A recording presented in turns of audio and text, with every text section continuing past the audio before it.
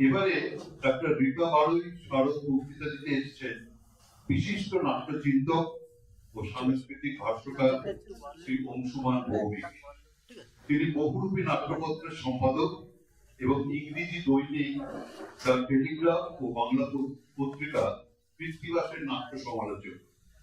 বাংলায় ও ইংরেজিতে তার নাট্য বিষয়ক রচনা প্রকাশ পেয়েছে দেশ বিদেশের বহু প্রকাশনা।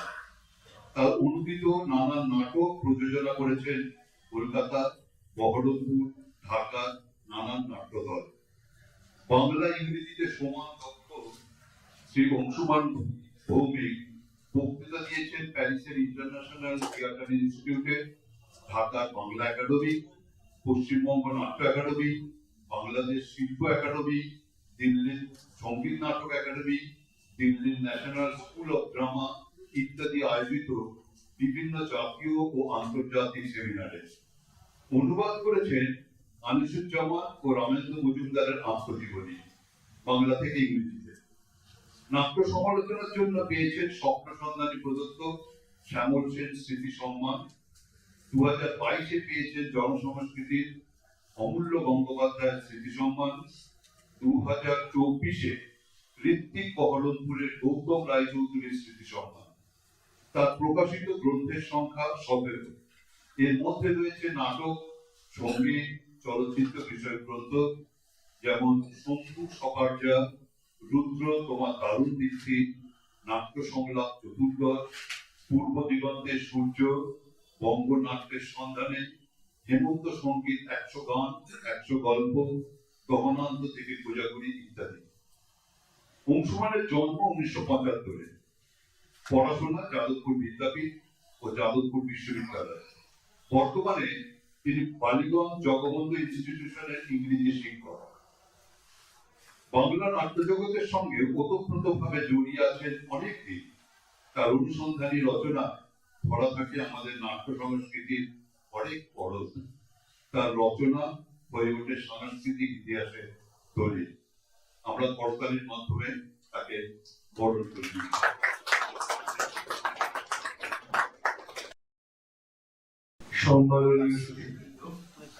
অবশেষে এই নামটির মধ্যে কেমন যেন ক্লান্তি এবং সুস্থিতির সম্পর্ক আছে, কিন্তু আজকে আপনাদের সান্নিধ্য পেয়ে বুঝছি যে আপনারা অত্যন্ত উষ্ণ একটি সংগঠন, অত্যন্ত কর্মমুখর একটি সংগঠন এবং বিভিন্ন বয়সের মানুষ আপনাদের সঙ্গে এমন করে সংলগ্ন যে আপনাদের সামনে দু কথা বলবো ভাবতেই আমি একটু উষ্ণ অনুভব করছি। দেখুন, যাদেরকে নিয়ে আজকে আলোচনা, বাদল সরকার এবং কীর্তি মিত্র, প্রথম জনের জন্ম 1924 সালের 15ই জুন, দ্বিতীয় জনের জন্ম 1925 সালের মানে খ্রিস্টাব্দের 25শে সেপ্টেম্বর। আসলে এই 2024 এবং 25 এই দুটি বছরে এমন বেশ কয়েকজন মানুষের জন্ম শতবর্ষ উদযাপিত হলো এবং হচ্ছে, যারা এক অর্থে আমরা সংস্কৃতিকে যেমন করে দেখি তাকে প্রায় নির্ধারণ করে দিয়েছেন।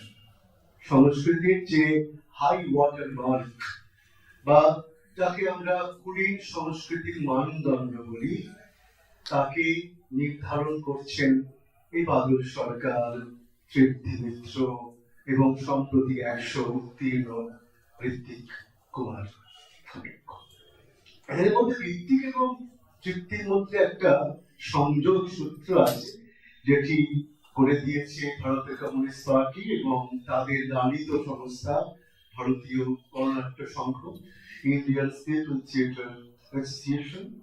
বাদল তখনও প্রত্যক্ষভাবে রাজনীতির অঙ্গনে আসেননি, কিন্তু উনিও 16 আনা কমিউনিস্ট পার্টিরই সভ্য ছিলেন। আমরা ওদের আবির্ভাবের যে গুরুত্বপূর্ণ পর্যায়ে 1960-এর দশক, যখন ওদেরকে আমরা প্রবলভাবে ব্যক্তি হিসেবে সামনে পেলাম, সেই সময়টাকে একটুখানি বুঝবার চেষ্টা করবো এবং সেই আলোকে ওদের সাংস্কৃতিক গুরুত্বকে আমরা খানিকটা অনুধাবন করবার চেষ্টা করব। 1947 সালে ভারত স্বাধীন হওয়ার পরবর্তী 10-15টা বছর আমাদের স্বপ্ন বিলাসে সময় ছিল। এটা নিউ ইন্ডিয়া, নতুন দেশ, একটা সেকুলার ডেমোক্রেটিক সোশ্যালিস্ট রিপাবলিক গড়ে তুলবার স্বপ্নে জওহরলাল নেহেরুর নেতৃত্বে ভারতবর্ষ যে যাত্রাপথে এগোচ্ছিল, যতদিন গিয়েছে প্রথম সাধারণ নির্বাচন, প্ল্যানিং কমিশনের উদ্যোগ, শিল্পোদ্যোগের বান, এই সত্ত্বেও 1950-এর দশকের মাঝামাঝি থেকে চীনের সঙ্গে সংকট, পাকিস্তানের সঙ্গে সংকট, এগুলো যত প্রবল হয়ে উঠল, তত আমরা যে স্বপ্নচারী অস্তিত্ব যাপন করছিলাম সেখান থেকে সরতে শুরু করলাম। এক কথায় নেহেরুভিয়ান যে সোশ্যালিজম, সমাজতন্ত্রের যে খোয়াব নামা, তা ক্রমশ পরিত্যক্ত হতে শুরু করলো। ভেবে দেখবেন 1962-তে একের পর এক ঘটনা ঘটছে, যুদ্ধ হচ্ছে, নেহেরুর প্রয়াণ ঘটছে 1964-এ। এই ঘটনাগুলোর সঙ্গে সঙ্গে আমরা বাদল সরকারকে রঙ্গমঞ্চে পাচ্ছি। বাদল সরকারের উদ্বর্তন হচ্ছে নতুন ভারতীয় থিয়েটারের একজন প্রধান পুরুষ হিসেবে। ওর বয়স যেহেতু 1 বছর বেশি, আমরা ওকে দিয়েই আমাদের এই আলোচনার সূত্রপাত করছি। বাদল সরকারকে আমরা দুটো কারণে সচরাচর আমরা মনে রাখি। এক হলো উনি থার্ড থিয়েটার বা অঙ্গন মঞ্চের যে নাটক, মানে পথ নাটকেরই আরেকটি বিশিষ্ট ধরন বা ধাঁচা ঘরানা তিনি তৈরি করেছিলেন, যার স্রোত এখনো আমাদের সমাজের মধ্যে দিয়ে বিভিন্ন ভাবে বয়ে যাচ্ছে।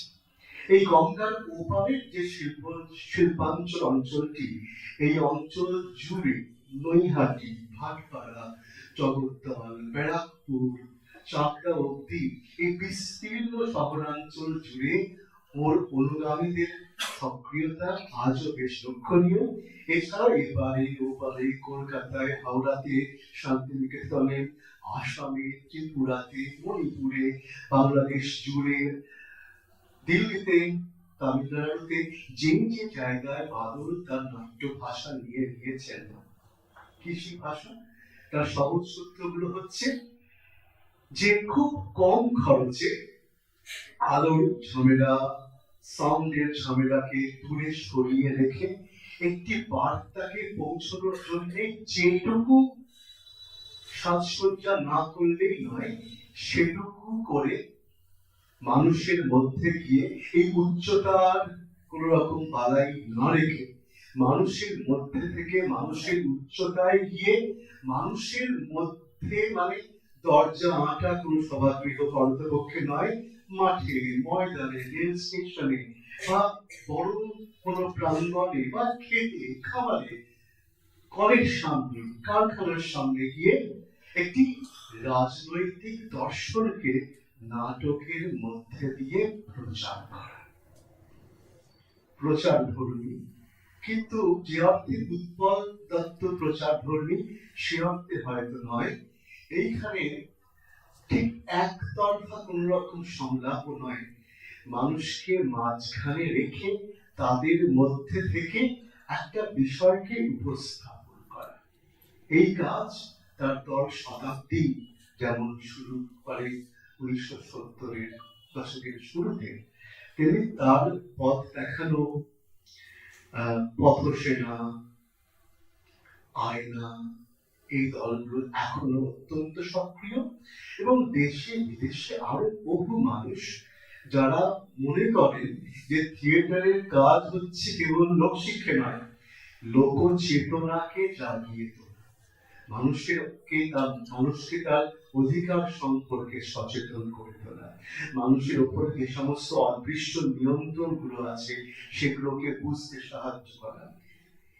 এই কাজগুলো বাদল সরকার তার শেষ মানে জীবনের দ্বিতীয়ার্ধের নাটক দিয়ে করে গিয়েছে।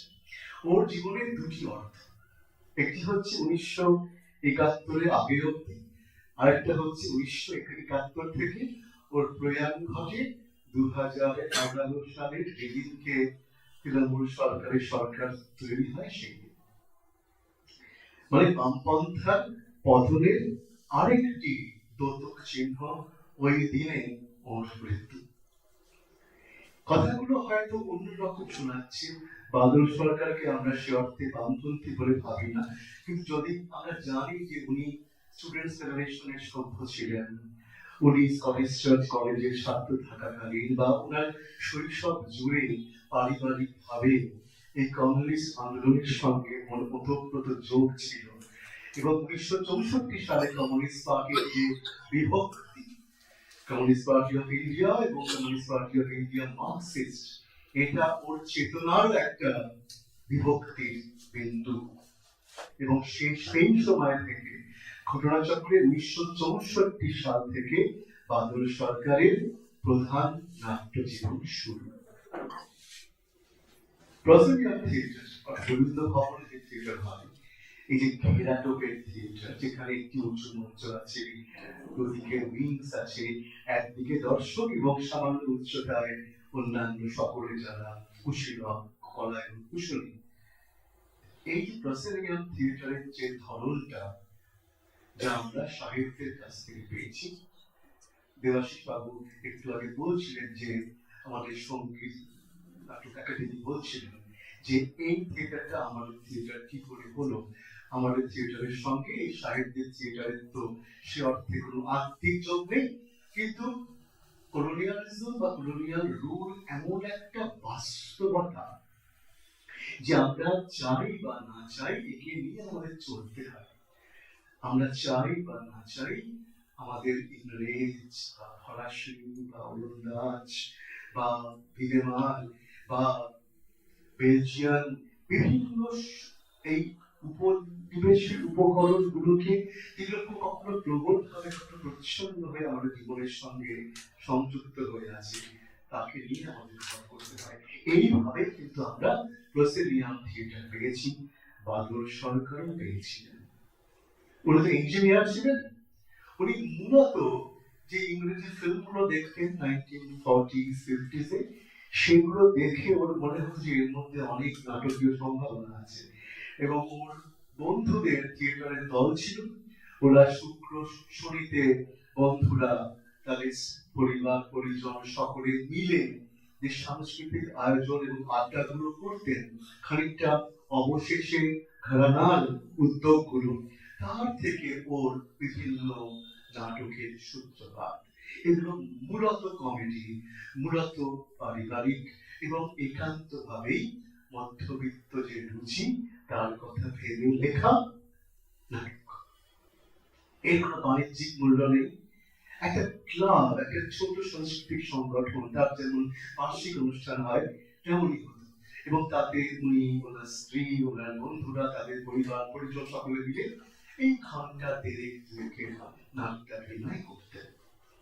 ডিভার্সাল পয়েন্টটা এলো যখন 1964 সালে উনি একটি এমনই অন্তরঙ্গ পারিবারিক আয়োজনে অনেকের সামনে, 25-30 জন, বেশি অনেকে নয়, এই কজনের সামনে বাকি ইতিহাস বলে একটি লেখা পাঠ করলেন, মাফ করবেন, এবং ইন্দ্রজিৎ নামে একটি লেখা পাঠ করলেন। এটি যে আদৌ নাটক এটা উনি ভাবেননি, কিন্তু সে সময় সেই ঘরে যারা ছিলেন তাদের মধ্যে একজন সুমিত বন্দ্যোপাধ্যায়, তাদের মনে হলো যে এটা একটা অন্য রকমের নাটক হয়েছে। কেননা সেই সময় ভারত যে পরিস্থিতির মধ্যে দিয়ে যাচ্ছিল, ইন্দো চীন যুদ্ধ, পাকিস্তানের সঙ্গে সংঘর্ষ, সিমলা চুক্তি, জওহরলালের মৃত্যু, কমিউনিস্ট পার্টির ভাঙন, এর ফলে মানুষের চেতনাতে ওই যে স্বাধীনতার বিলাসী যে হওয়া তা ক্রমশ লুপ্ত হয়ে যাচ্ছে। অস্তিবাদের সংকট, আমরা কারা? আমরা কি কেবলই নাম? আমাদের কি আদৌ কোনো সামাজিক মর্যাদা আছে? আমাদের কি আদৌ আমরা স্বাধীন? আমরা কি আদৌ গণতন্ত্রে বাস করছি? আমাদের যৌবনের অর্থ কি? এই বাঁচাটি কেবলই নিঃশ্বাস প্রশ্বাস, নাকি এর কোনো মহত্তর মর্যাদা আছে? এই প্রশ্নগুলোকে নিয়ে এবং ইন্দ্রজিৎ সওয়াল করতে শুরু করল। চার বন্ধুর গল্প। তাহলে তিনজনকে আমরা সারাক্ষণ দেখি, অমল, বিমল, কমল এবং ইন্দ্রজিৎ।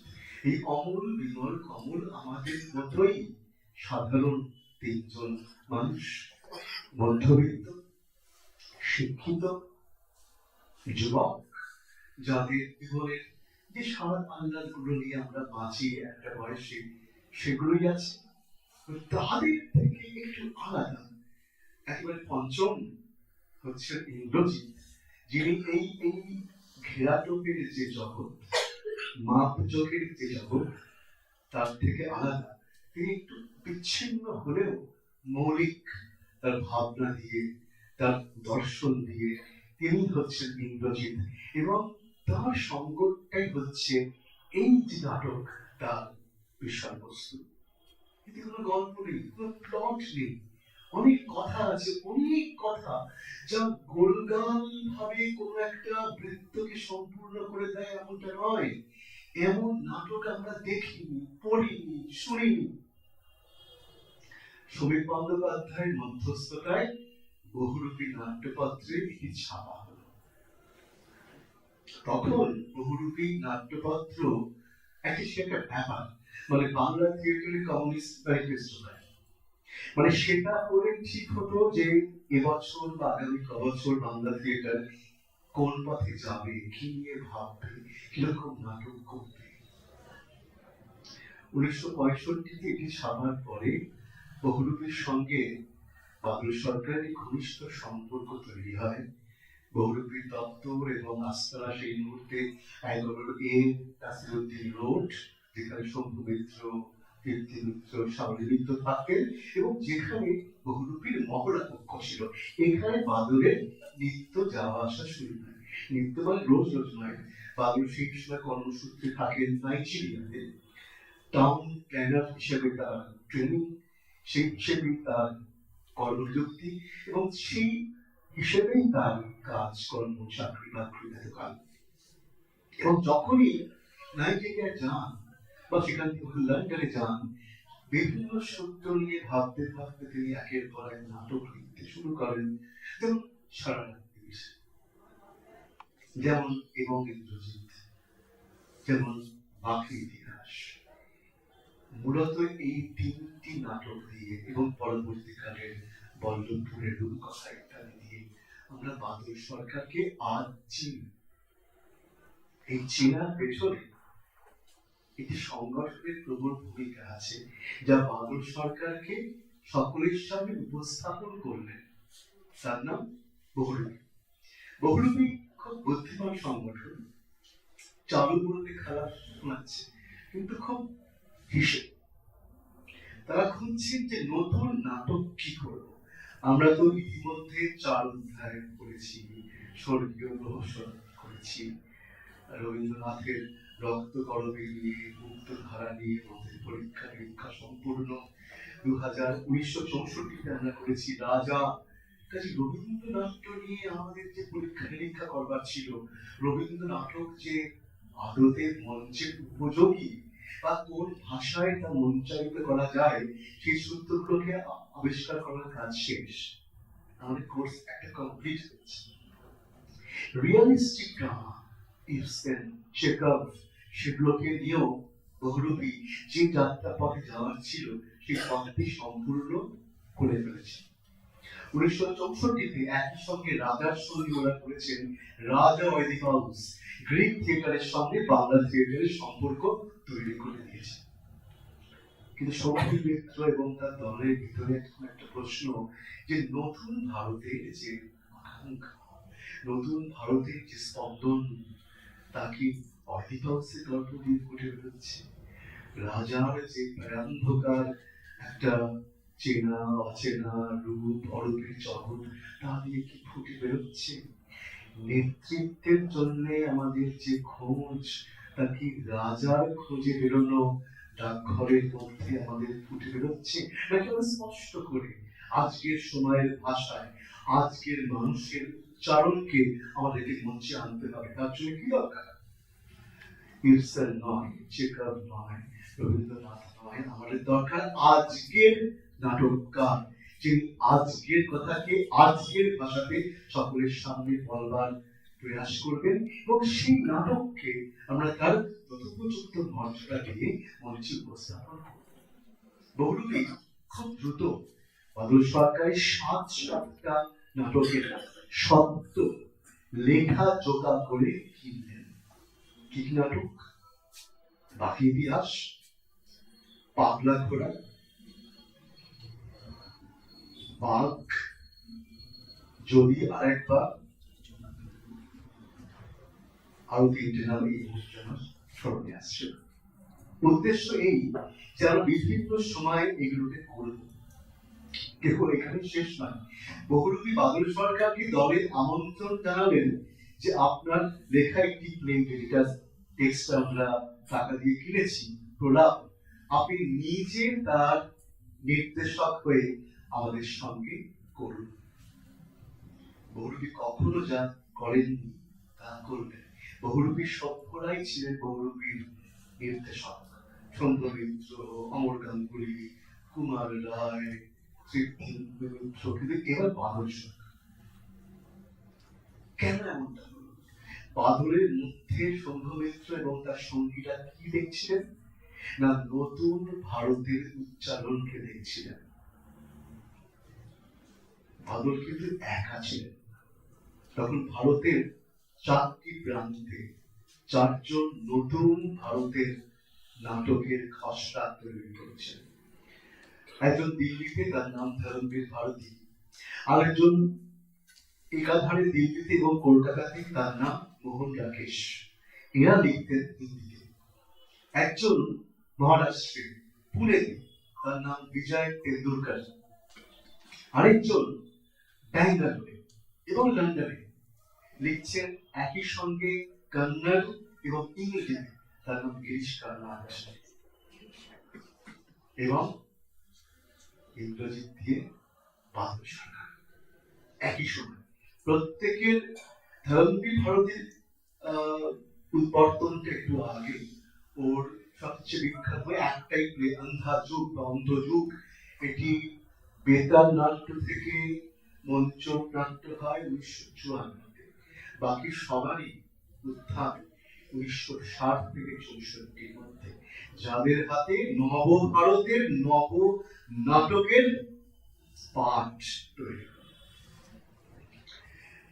এবং বাংলাতে এর নেতৃত্ব দিলেন যে সংগঠনটি, তার নাম বহুরূপী। শম্ভ মিত্রের উদ্যোগে, আপনারা শুনলে আশ্চর্য হবেন, কেবল বাদল সরকার নয়, 1971-এ মঞ্চস্থ হয় গিরিশ কার্নাডের নাটক তুগলক। 1971-এই মঞ্চস্থ হয় বিজয় তেন্ডুলকরের নাটক চোপ আদালত চলছে। তুগলক, যাকে নিয়ে, তার নাম যদিও মোহাম্মদ বিন তুগলক, কিন্তু সেই তুগলকের ছায়ায় যাকে পুনর্নির্মাণ করা হলো, তার নাম পণ্ডিত জওহরলাল নেহেরু। তুগলকের স্বপ্নভঙ্গ এবং জওহরলালকে নিয়ে নতুন ভারতের স্বপ্নভঙ্গ একাকার হয়ে গেল। বিজয় তেন্ডুলকরের চোপ আদালত চলছে কি নিয়ে? কি নাট্য দল, তার একজন সভ্য, তিনি অন্তঃসত্ত্বা, তিনি বিয়ের আগেই অন্তঃসত্ত্বা, সেটি নিয়ে দলীয় স্তরে একটা খেলা, ছেলে খেলা, একটা কোর্ট রুম বসানো হলো। কাঠগড়াতে সেই মহিলা অভিযোগকারী দলের অন্যান্যরা এবং তারাই জাজ, তারাই সেই কোর্ট রুমের লোকজন।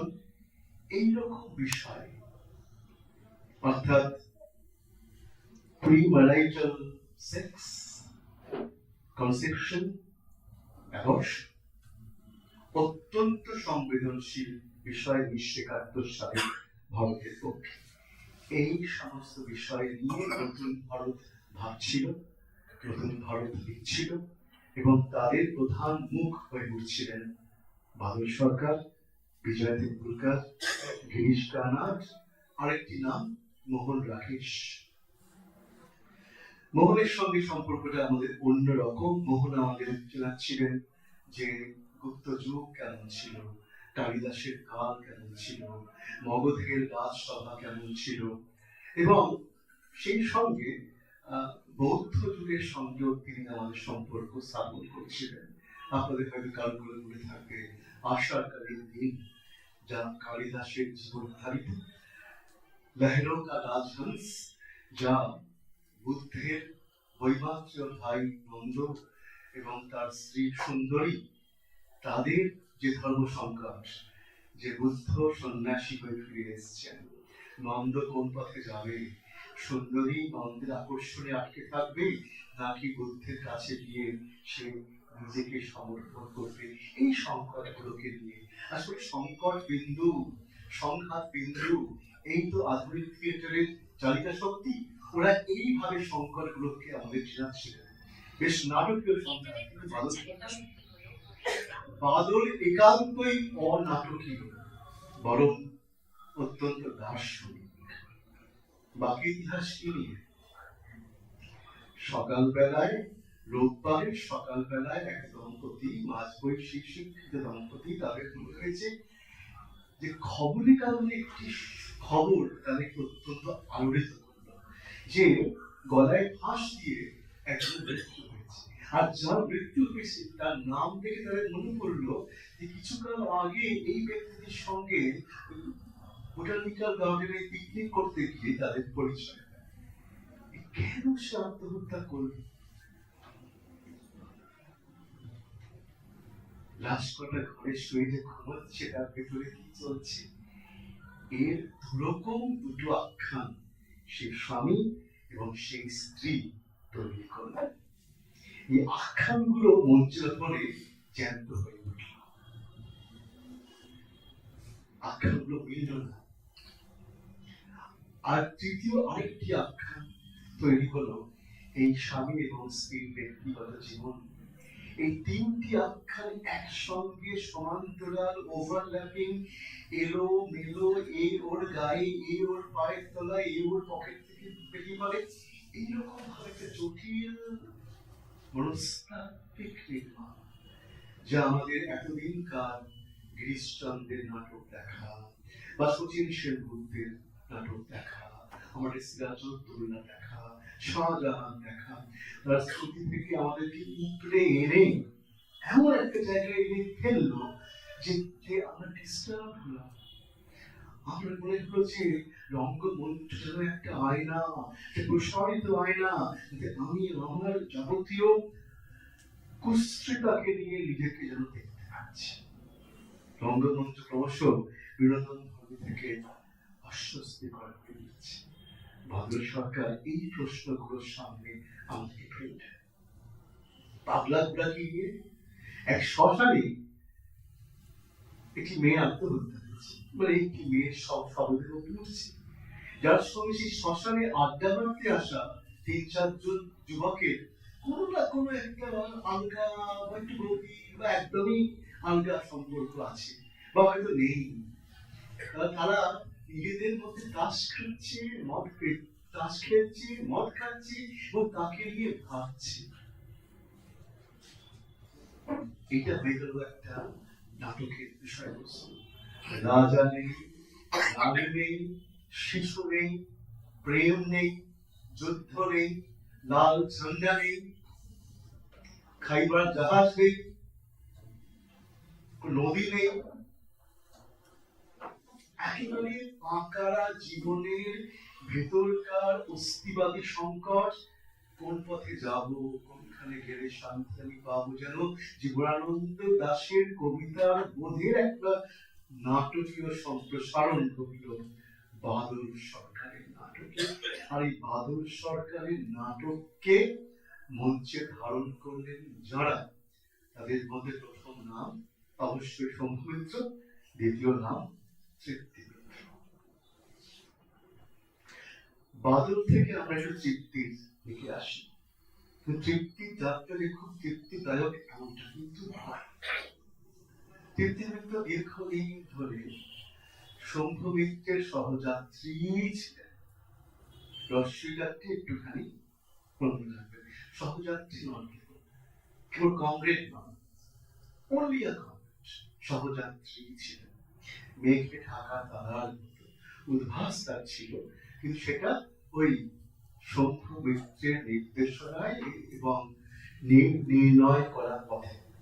তিনি অবশ্যই রক্তহারাবীর নন্দিনী, তিনি অবশ্যই চার অধ্যায়ের এলা, তিনি অবশ্যই সেনাকালের ফুলজান, তিনি অবশ্যই বহুরূপী প্রধান অভিনেত্রী, অত্যন্ত নন্দিত বন্দিত এবং ঘটনাচক্রে ডাকঘরের প্রথম জনপ্রিয় যে নাট্যায়ন তারও নির্দেশক। কিন্তু ওর পরিচয় ছিল বহুরূপী অভিনেত্রী এবং বিচ্ছিন্ন ভাবে বাংলা পাবলিক থিয়েটারের সিন্ধু বলে নাটকের হাজারের উপর শো হয় তার নায়িকা। অর্থাৎ মোদ্দা কথা তিনি একজন অভিনেত্রী, ডিরেক্টরের হাতের পুতুল বা প্রডিউসারের কেনা একজন অভিনেত্রী। তৃপ্তি মিত্র ক্রমশ বিশিষ্ট হয়ে উঠলেন এই চোখ আদালতে চলছে সময় থেকে। 1971 ওর জীবনের একটি পরমান্তরের বছর। ওর জীবনের বটেই বাংলার ব্রাসিলিয়ান থিয়েটারের একটি যুগান্তরের বছর।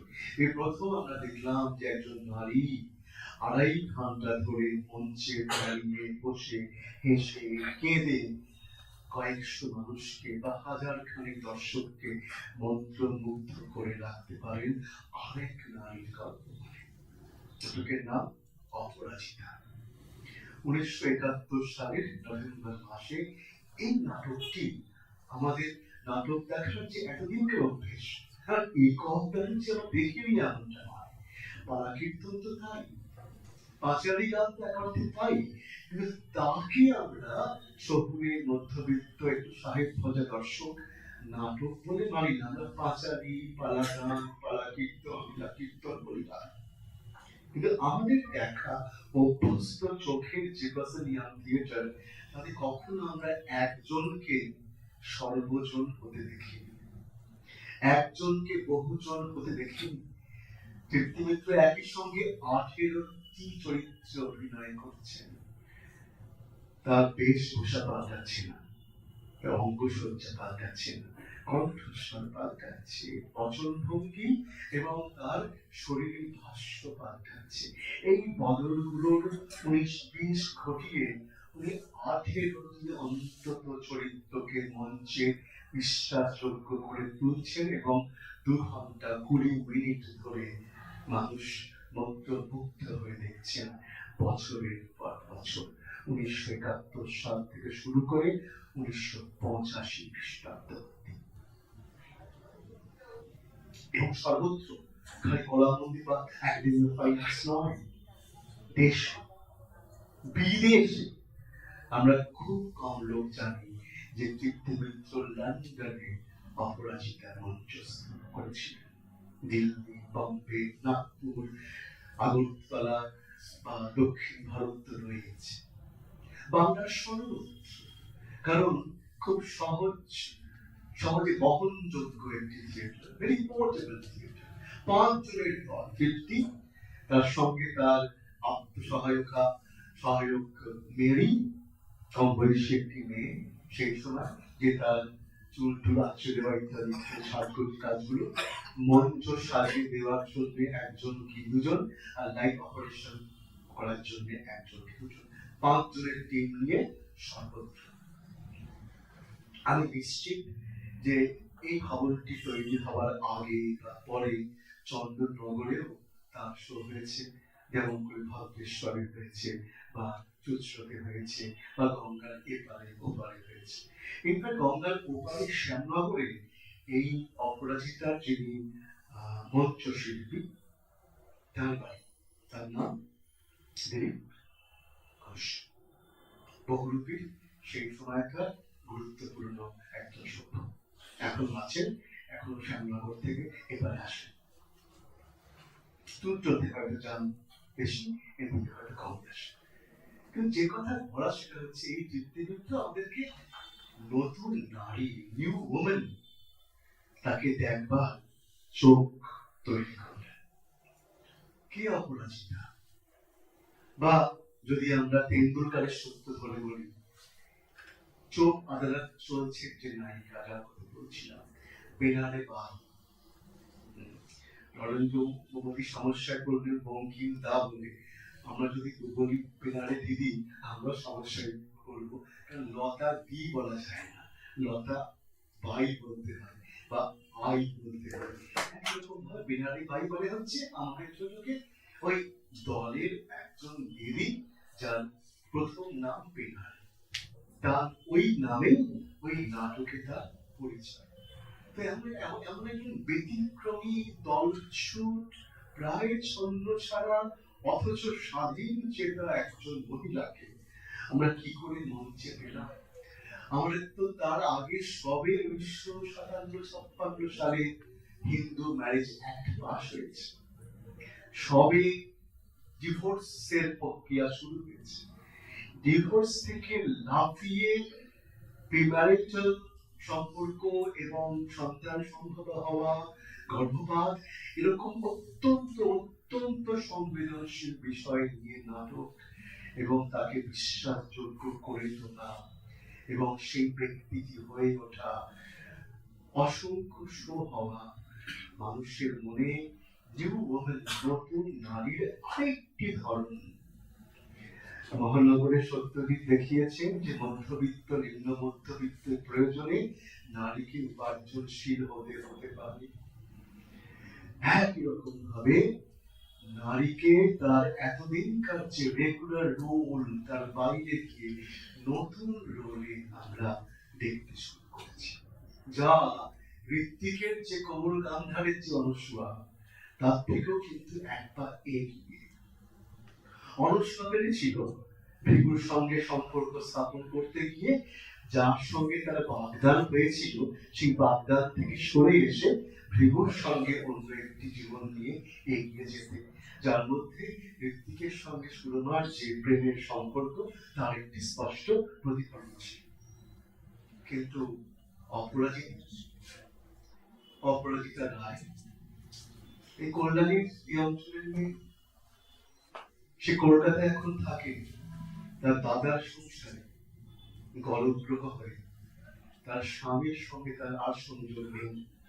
স্বামী পরকীয়ায় লিপ্ত ছিলেন, সে ব্যাপারে প্রতিবাদী হওয়াতে তার এমন লাঞ্ছনা হয় যে তিনি দাদার সংসারে ফিরে আসেন। আসলে বাবা মায়ের সংসারে, বাবার মা যেহেতু নেই, তিনি দাদার সংসারে আছেন। দাদার সংসারে থেকে তিনি দাদার সন্তানটিকে মানুষ করে দিয়েছেন। সেই সন্তানটি ঠিক তার সন্তান নয়, তার বৌদির সন্তান। যতদিন যাচ্ছে বেশি বেশি করে তার দাদা বৌদির সন্তান হয়ে উঠছে, আর তার সন্তান হয়ে থাকছে না সেই বাবুলটু। এবার সেই অপরাজিতা রায় কি করবে? তাকে তার বৌদি প্রায় বলেন যে তুমি সংসারের থেকে সংসারের খরচ বাড়াচ্ছ, নিজের ঘর দেখো। সেই মাঝবয়সী মেয়েটি কি করবে? তার মনে হয়েছে অভিনয় করবে। স্কুলে সে অভিনয় করতো, সে প্রাইজ পেয়েছিল, তার কিছু স্থাবক ছিলেন, কিছু শংসাপত্র ছিল। তিনি আমার যোগাযোগ করলেন কারোর সঙ্গে, যারা তাকে হয়তো কলকাতায় রঙ্গমঞ্চে, পাবলিক থিয়েটারে একটা কাজ দিয়ে দেবেন। যোগাযোগ হলো, কিন্তু হলো না। যে টেলিফোন আসার কথা ছিল, সেই টেলিফোনটা এলো না, এলো অনেক দেরি করে, এবং এমন ভাবে এলো যাতে বোঝা গেল যে শরীর বিক্রয় না করে পাবলিক থিয়েটারেও তিনি অভিনয় করতে পারবেন না। তিনি কি করবেন?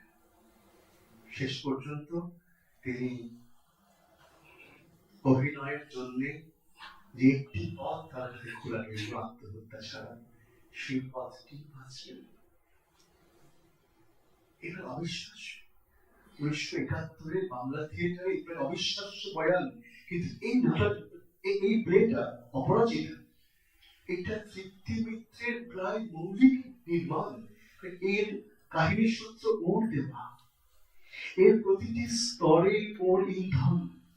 চরিত্র কেমন হবে, তার নাম কি হবে, লিখছেন তার বন্ধু নীতিশ সেন। কিন্তু প্রত্যেকটি সিন লেখার পরে আলোচনা হচ্ছে, পুনর্লিখিত হচ্ছে, 1.5 বছর ধরে পুনর্লিখনের পর্ব চলছে। এবং বহুরূপীর সেই সময়কার সভানেত্রীর নাম তৃপ্তি মিত্র। তিনি ঠিক করছেন বহুরূপী থেকে আমি এই নাটক করব না, আমি এই নাটক একক ভাবে করব। এক বাড়িতে সৌম্য মিত্র এবং তৃপ্তি মিত্র থাকছেন। তাদের সম্পর্ক তত্ত্বে অত্যন্ত আলাদা বলেই হয়তো অপরাজিতার ভেতরে বহু জায়গাতে শম্ভুকে নানান ভাবে কটাক্ষ হয়তো করা আছে। একটু সূক্ষ্মতর পর্যালোচনা করলেই আমরা তার খানিকটা মাঝ পেয়ে যাব। এই যে পুরুষতন্ত্রকে সরাসরি আঘাত করা, গ্রুপ থিয়েটারের ভেতরকার যে শৈলতন্ত্র তাকে উদম করে দেওয়া, গ্রুপ থিয়েটারে একজন প্রথম সেনানী হয়ে এই স্পর্ধাটা ছিল। তার এই অলোক সামান্য বন্ধু ছিলেন, একজনের নাম তাপস সেন আর একজনের নাম খালিদ চৌধুরী। তারা এই কাজে তার সঙ্গে যুক্ত ছিলেন শ্রমিক বন্দ্যোপাধ্যায়। এদেরকে নিয়ে দীপেন সেন, দিলীপ ঘোষ, এদেরকে নিয়ে এই একা মঞ্চে আসার তিনি স্পর্ধা দেখালেন। সাহস। পরে বহুরূপী বুঝতে পারে যে আমাদের দলের যিনি মুখ্য অভিনেত্রী, যিনি আমরা সভানেত্রী, তিনি আমাদের দলের হয়ে কাজ না করে সব দূরে কাজ করবেন, এটা ভুল বার্তা যায়। এবং বহুরূপী তাকে অনুরোধ করে যে আপনি বৌদি আমাদের সঙ্গেই এই কাজটা করুন। ফলে শেষমেশ বহুরূপীর নামেই অপরাজিতার প্রচার হয়। কথাগুলো এই জন্যই বলা যে এরা প্রত্যেকে নতুন ভাবে বাংলা থিয়েটার এবং ভারতীয় থিয়েটারের পথ কাটছে। এখন দেখবেন চারদিকে একক অভিনয়ের বান লেগেছে। এর সব কিছু সূচনা বিন্দু সেই অপরাজিতা। গোটা ভারতবর্ষে, গোটা বিশ্বে এখন একক অভিনয় হয়। সব যে উজ্জ্বল হয় এমনটা নয়, কিন্তু একক অভিনয় যে মঞ্চ সফল হতে পারে তার জন্য কি কি কৌশলগত এবং প্রযুক্তিগত তারতম্য ঘটাতে হয় আমাদের রোজগারের থিয়েটার এবং দেশের বাইরে গিয়ে, তার পথ কিন্তু দেখিয়েছিল অপরাজিতা। ভারতের তো বটেই, বাংলাদেশেও একক অভিনয়ের একটা চমৎকার ঘরানা তৈরি হয়ে যায় অপরাজিতাকে দেখে। ফেরদৌসী মজুমদারের কোকিলারা নতুন নাটক কখনোই হতো না যদি 1974 সালে মুজিবুর রহমানের আমন্ত্রণে অপরাজিতার অভিনয় না হতো। এগুলো স্বীকৃত সত্য, ঐতিহাসিক সত্য। এখন ব্যক্তিকে আমরা কিভাবে মনে রাখবো? আমরা সচরাচর যাদেরকে ভিডিওতে পাই না তাদের অভিনয়কে আমরা দেখতে পাই না। আমাদের অনেক কল্পনার আশ্রয় নিতে হয়। ব্যক্তিকে আমরা বেতাল নাটকে এখনো হয়তো পাই। অনলাইনে গেলে আমরা ইউটিউব থেকে তৃপ্তি মিত্র সার্চ দিলে তার অভিনীত কিছু নাটক পাবো, যা বেতালে কিংবা বেতালের বাইরে বহুরূপীর কোন একটা প্রোডাকশনের সংক্ষেপিত রূপ। যেমন রক্তকরণী, যেমন 4 অধ্যায়, যেমন ডাকঘরে ওর অভিনয় নেই, ওর নির্দেশনার সূত্রগুলো আছে। সেভাবে অপরাজিতা আছে তাহার নামটি রঞ্জনা, যাতে তৃপ্তি মিত্র এবং শাওলি মিত্রের অভিনয় শৈলী একটা চূড়ান্ত রূপ আমরা এখনো শ্রুতি প্রচুর ভাবে স্পর্শ করতে পারি। আমরা তাকে পেতে পারি সিনেমাতে। কিভাবে? বাংলায় তৈরি প্রথম উর্দু ছবির নাম জানেন কি? কলকাতায় নয়, ঢাকায় তৈরি। তার নাম জাগো হুয়া সবেরা। 1954 সালে ভাষা উর্দু, মুক্তি পায় পাকিস্তানে, পূর্ব এবং পশ্চিম পাকিস্তানে। যে গল্প নিয়ে এই ছবি তার নাম পদ্মা নদীর মাঝি। আমরা কেউ দেখিনি কিন্তু ছবিটা এখন দেখা যায়। তার নায়িকা তৃপ্তি মিত্র। বহুরূপী 1950-60s বহু ফিল্মের সঙ্গে যুক্ত হয়ে গিয়েছিলেন। পথিক বেশ নাম করা, 42 বেশ নাম করা, আরো কোন কোন ছবি আছে যাতে প্রধান ভূমিকাতে বা গুরুত্বপূর্ণ ভূমিকাতে তৃপ্তি মিত্র অভিনয় করতেন, এবং অবশ্যই ঋত্বিকের সেই ছবি যুক্তি তর্ক গল্প, যাতে একটি প্রধান ভূমিকাতে তৃপ্তিকে আমরা দেখছি। The comrade, I repeat the comrade, একেবারে সামনাসামনি তৃপ্তি এবং ঋত্বিক। আরো একভাবে ওকে আমরা ইদানিং পাচ্ছি, মাঝে আমরা ভুলেইছিলাম তৃপ্তি মিত্র কিন্তু গল্প লিখতেন, প্রবন্ধ লিখতেন, এমনকি নাটক লিখতেন। এগুলোকে নিয়ে আবার একটু একটু করে চর্চা হচ্ছে। ওর গল্পগুলো, গল্প গ্রন্থের নামটা খুব চমৎকার, এই পৃথিবী রঙ্গালয়, all the world is a stage. তারই যেন বঙ্গানুবাদ, এই পৃথিবী রঙ্গালয় বইটা পাওয়া যায়। ওর লেখা বেশ কয়েকটা নাটক, তার মধ্যে দু একটি বহুরূপীয় পরিচালন করেছেন, যেমন বলি, ইন্দুর ইত্যাদি। উনি বিভিন্ন ইংরেজি উপন্যাস থেকে বা ইংরেজিতে পাওয়া নাটকের অনুবাদ করে সেগুলোর মঞ্চায়ন যেমন করতেন, নিজেও নাটক লিখতেন। আমার খুব প্রিয় হচ্ছে বিদ্রোহিনী, ঝাঁসির রানী লক্ষ্মীবাঈকে নিয়ে লেখা একটি নাটক। আমাদের মনে থাকবে 1950-60 দশক জুড়ে ঝাঁসির রানীকে আমরা একটা অন্য চোখে দেখতে শুরু করেছিলাম। নমস্কার দেবী তাকে নিয়ে উপন্যাস লিখছিলেন, তৃপ্তি মিত্র তাকে নিয়ে বিদ্রোহিনী বলে নাটক লিখছিলেন। তা কখনো মঞ্চস্থ হয়নি, তা পাওয়া যায় তার মৃত্যুর পরে, তা ছাপা হয় তার মৃত্যুর পরে বিদ্রোহ ঘোষ থেকে প্রকাশিত তার নাটক সংগ্রহে। কিন্তু সম্ভবত 1960-এর দশকে কোনো এক সময় উনি এটা লিখেছিলেন। এটা নিয়ে উনি কোনোদিন এক লাইন লেখেননি, এটা ছিল এটা আমরা জানতাম না, কিন্তু পারিবারিক সংগ্রহ থেকে এটা আমরা পেয়েছিলাম বলে এখন আমরা সেটা চর্চায় আনতে পারছি। আর প্রবন্ধ, গণনাট্যের দায় কি, থিয়েটার করছি কেন, অভিনেতার আকাঙ্ক্ষা, এই ধরনের বিষয় নিয়ে ওর গভীর ভাবনা কেবল স্মৃতিমূলক গদ্য নয়, মৌলিক চিন্তার স্ফুরণ এগুলির মধ্যে দিয়ে আপনারা পাবেন। সম্প্রতি ওরই দলের, ওর কন্যার দল, সংগীতের দল পঞ্চম বই থেকে যিনি এখন নেতৃত্বে আছেন অর্পিতা ঘোষ, ওর সম্পাদনায় তৃপ্তি মিত্র রচনার সমগ্র বেরিয়েছে, তাতে সবই আছে। অর্থাৎ সাহিত্যকার তৃপ্তি মিত্রকে আমরাই তাই চিনছি। যাকে চিনতে একটু সমস্যা হবে তিনি হচ্ছেন নির্দেশক তৃপ্তি মিত্র, কারণ তার নির্দেশনা কর্মগুলো আমাদের চোখের সামনে প্রায় নেই। একমাত্র বহুরূপী ডাকঘরের যে 1975-76 ভার্সনটা, তাতে শম্ভু মিত্র হতেন ফকির, তাতে অমর হতেন চৈতী ঘোষাল, সেই ভার্সনটা ইউটিউবে পাওয়া যায়, যেটা বিভাস চক্রবর্তীর উদ্যোগে 1975-এ দূরদর্শন কেন্দ্র কলকাতা রেকর্ড করে সংরক্ষিত করে। এইটি একমাত্র ওর কাজ পাওয়া যায়, কিন্তু ওর অপরাজিতা আমাদের চোখের সামনে নেই। উনি ওনার খুব প্রিয় একজন নাটককার, তার নাম বিধায়ক ভট্টাচার্য, তাকে দিয়ে একাধিক নাটক লিখিয়েছেন, যেমন সরীসৃপ, একদম শেষ জীবনে। মানে একজন পাবলিক থিয়েটারের প্রবীণা অভিনেত্রী তার ফিরে আসা জীবনকে স্মরণ করছেন ওই দলেরই একজন, ওই কোম্পানির একজন প্রবীণ সভ্য এই মুহূর্তে কর্মচ্যুত তার সামনে। এই তার গল্প।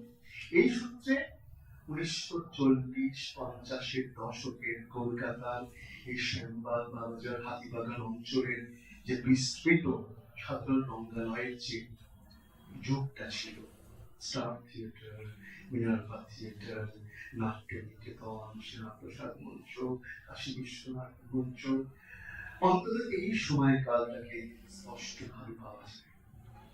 ইতিহাস খুঁড়ে খুঁড়ে তিনি তো চাইছিলেন আমাদের নাট্য ঐতিহ্যকে, ইতিহাসকে অন্তত 1980 যে দর্শক, 1980-85 যে দর্শক যে কাল তাদের কাছে পৌঁছে দিতে বা সেই সময়কালটাকে সংরক্ষণ করতে। ডাকঘর উনি বারংবার করেছেন, অন্তত 3 বার। রক্তকরবীর একটা ভার্সনের নায়িকা যখন নিজে দল বললেন যে দলটির সঙ্গে এই শহরের সৌম্যদেব এবং অঙ্গনার সম্পর্ক আছে, সেই দল থেকে উনি আবার রক্তকরবী করলেন এবং রক্তকরবীর একটি ভার্সনে অঙ্গনা হলেন সৌম্যদেব থাকলেন। দীর্ঘদিন ধরে বহু ছাত্র ছাত্রী তৈরি করেছেন বহুটিতে এবং আরুদ্ধ নাট্য বিদ্যালয় ও দলে, যারা পরবর্তীকালে বাংলা থিয়েটারে গুরুত্বপূর্ণ মুখ হয়ে উঠেছেন, ভারতীয় থিয়েটারেও গুরুত্বপূর্ণ মুখ হয়েছে। ন্যাশনাল স্কুল অফ ড্রামার এই মুহূর্তে একাডেমিক ডিন, তার নাম শান্তনু ঘোষ, তিনি ঘটনাচক্রে আরুদ্ধ নাট্য বিদ্যালয়ে কীর্তিমিত্রের হাতে তৈরি ছিলেন। এইভাবে ওদের সমকালকে ছাপিয়ে উত্তীর্ণ হয়ে আমাদের সংখ্যায় বাদল সরকার এবং কীর্তিমিত্র ব্যাপৃত হয়ে আছে। আমি জানি যে বাদল সরকারের নাটকের মধ্যে যেগুলো ডিস্টার্বিং প্লে, প্রবলেম প্লে, যেমন এবং ইন্দ্রজিৎ বা ইতিহাস বা শরণার্থীর তেমন করে মঞ্চস্থ হয় না, বরঞ্চ ওর যেগুলো একটু বিনোদন ধর্মী লঘু নাটক, সেগুলো মঞ্চায়ন হয় বেশি। যেমন বিচিত্রানুষ্ঠান, যেমন অবশ্যই বল্লভপুরের রূপকথা, তা থেকে চলচ্চিত্রায়ন হয় এবং আমরা কিন্তু মজা পাই, আনন্দ পাই। বল্লভপুরের রূপকথা কিন্তু একটা ইংরেজি ফিল্মের বঙ্গায়ন, এমন করে তার প্রেক্ষাপট এবং পটভূমি তৈরি যে মূল হাসির একটা নাটক থেকে মূল হাসির একটি ছায়াছবি আমরা পেয়ে গিয়েছি। এইভাবে এই মানুষগুলো আমরা চাই বা না চাই, আমাদের সাংস্কৃতিক যে ধর্ম, দিনগত যে অভিজ্ঞতা তার মধ্যে মিলিয়ে মিশে আছে। আমাদের শ্রবণ দিয়ে তারা আমাদের মধ্যে ক্রমাগত প্রবিষ্ট হচ্ছেন, আমাদের স্মৃতি দিয়ে, আমাদের দৃষ্টি দিয়ে, আমাদের অক্ষর সংস্কৃতির মধ্যে দিয়ে তারা আমাদের মধ্যে জলজ্যান্ত আছেন। আর ভাবতে খুব ভালো লাগছে যে অবশেষের মতো একটি সংগঠন, চন্দননগরের মতো অত্যন্ত সংস্কৃতি মনস্ক রুচিমান একটি নগর বাদল সরকারকে এবং কীর্তিমিত্রকে নানান ভাবে আবিষ্কার করবার প্রয়াস করছেন। এই প্রয়াসে একেবারে কাঠবিড়ালির কাজ যদি বক্তা করে থাকতে পারে, তাহলে সে একেবারে কৃতার্থ হবে। নমস্কার।